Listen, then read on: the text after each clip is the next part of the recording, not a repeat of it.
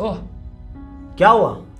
कल गाड़ी से गिर गया यार, पता नहीं इतना दर्द क्यों हो रहा है। रुक, मैं बताता हूँ क्या होता है। देख भाई, हमारी बॉडी में होता है कम्युनिकेशन सिस्टम, जिसे कहते हैं नर्वस सिस्टम। इसके अंदर जो छोटी छोटी तारें हैं, इन्हें कहते हैं न्यूरॉन्स, जो बिजली से भी तेज सिग्नल भेजती है।